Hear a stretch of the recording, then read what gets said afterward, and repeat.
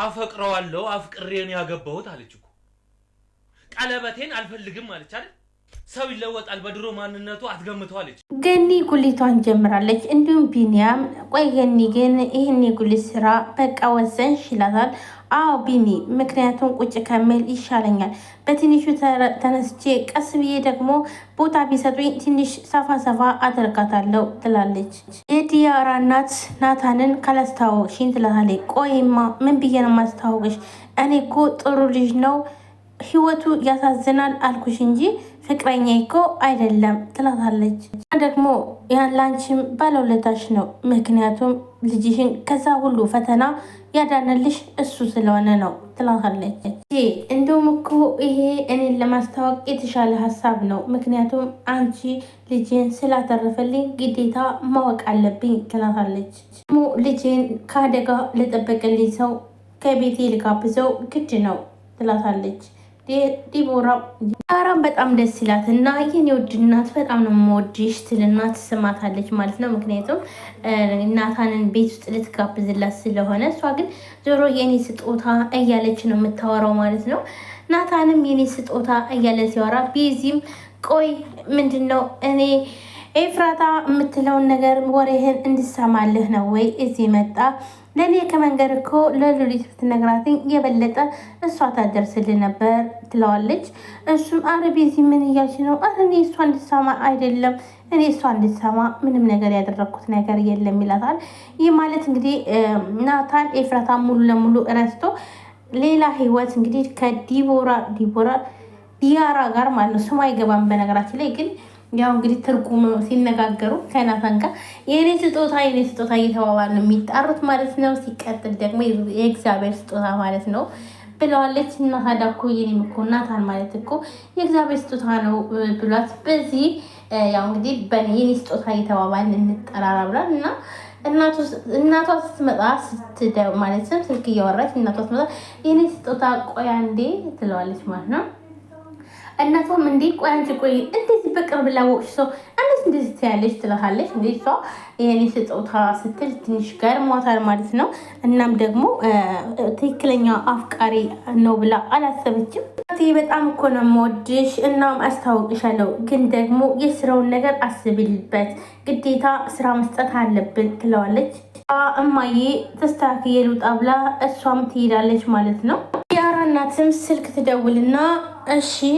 ሴቷ ልጄ አሁን እየወጣች ነው እናም ምን እንደሆነ ለምን እንደቀረባትኝ በማዳን ስበብ ለምን እንደቀረባት ማወቅ ፈልጋለሁ እናም ባስቸኳይ ተከታትለ ይሄን ነገር ንገረኝ ትለዋለች የሆነ ቀጠሮ ቦታ ይዘህ እንድንገናኝ ታደርጋለህ ትለዋለች እሷ ሳታስተዋውቀኝ በፊት እኔ አግኝቼ ላናግረው ይገባል ትላለች እንግዲህ ዲያራ ሳታስተዋውቃትኝ ናታንን ማግኘት ትፈልጋለች ናታን ደግሞ ዲያራን በጣም ብዙ ውሸቶች ዋሽቷታል ምክንያቱም እህቴ ነች የምታስተዳድረኝ እህቴ ዝቅ ብላ እየሰራች ነው የምታስተዳድረኝ ምንም አይነት ስራ የለኝም በቃ ምንም ነገር እንደሌለው እና ምስኪን ደሃ እንደሆነ ነው እየተናገረው ማለት ነው ይህ ማለት ግን ውሸት ነው ምክንያቱም ጽዮን አይደለም የምታስተዳድረው እሷን ማለት ነው እኔ ምኑንም አላመንኩትም ስለዚህ በፍጥነት ቶሎ በልና መረጃውን ንገረኝ ትላለች በጣም ተናዳ እኔ ምልህ ናታን አዲስ ሴት ቀረብክ ትላለች አዎ እንዴት አይነት ቆንጆና ቀበጥ ልጅ መሰለችሽ ይላታል እውነቱን ንገረኝ ክፍልህ ያለው ሶኬት አልሰለም ብሎህ አይደለም አይደል እዚህ የመጣኸው የምታወራውን ኤፍራታ እንድሰማልህ ነው አይደለ ለኔ እኮ ከምንነግረኝ ለሉሊት ብትነግራት ሁሉን ነገር በፍጥነት ታደርስልህ ነበር ትለዋለች አረ በፍጹም እንዴት ነው እኔ ከሷ ጋር እንዲደርስ የምፈልገው አሁን ላይ እኮ እኔም ሆነ እሷ የራሳችን ህይወት እየኖርን ነው ስለዚህ ምንም ነገር ማሳወቅ ሆነ እሷን እንድሰማ ማድረግ አይጠበቅብኝም ይላታል ተስፋ ቆርጣለ አይደል ብላ ቤዚ ትጠይቃለች አዎ ተስፋ ቆርጫለሁ ይላታል ናታንም እንዴ አፍቅሬው ነው ያገባሁት አለች እኮ ቀለቤቴን እኮ አልፈልግም ብላ እኮ ወረወረችው ይላታል ይለወጣል እናም በድሮ ማንነቱ አትገምተው ብላ አለችኝ ይላታል ይህ ማለት እንግዲህ ያፌት ድሮ መጥፎ ነበረ አሁን ላይ ግን ተቀይሯል ስለተቀየረ ስለዚህ ምንም አያሳስብም እኔ ራሴ ወድጄው አፍቅሬው ነው ብላ ኤፍራታ ስላለችው ይህ ደግሞ ምንም ነገር ማድረግ አይቻልም። ስለዚህ እሷም መጣ ነው ሄደችው ብሎ ነው ናታን ያሰበው ማለት ነው። ናታን ግን አሁን ላይ እውነት ለመናገር ውድ ቤተሰቦቼ እኔን እያናደደኝ ነው የመጣው። እርግጥ እውነት ለመናገር እሱ ምንም ነገር የሚያውቀው ነገር የለም። ቢያንስ እንኳን ትንሽ ፍንጭ መስጠት ነበረባቸው። የእውነት ማለትም ያፌትን ወዳ እንዳላገባችው እሱም እኮ ሙሉ ለሙሉ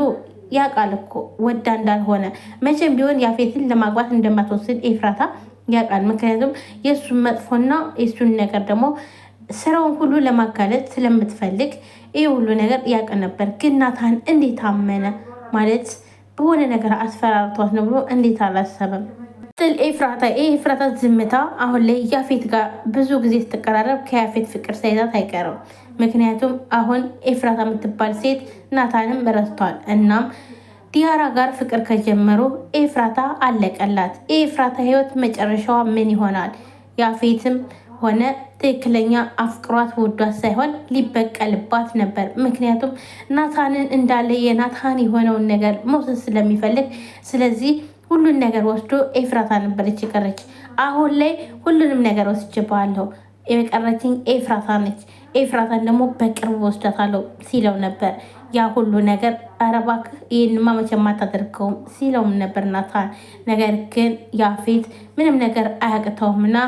ኤፍራታን ወስዷታል። ኤፍራታን ወስዶ ግን አሁን ላይ ናታን ማለትም አሁን ናታን አስጠልቶኛል፣ እናም ብዙ ነገር አድርጎኛል። ስለዚህ እኔም እሱ ያለው ድርጅት እኔ እንዲኖረኝ ይፈልጋለሁ እያለች ኤፍራታም አውቃ ያፌትን ለማግባባት እየፈለገች ነው። አሁን ላይ ኤፍራታ ናታን እሷን ረስተው ሌላ ፍቅር እንደጀመረ ስታውቅ ምን አይነት ስሜት ይሰማታል? አሁን ላይ የኔ ጨረቃ ማለት ቀርቶ የኔ ስጦታ ማለት ጀምሯል ናታንም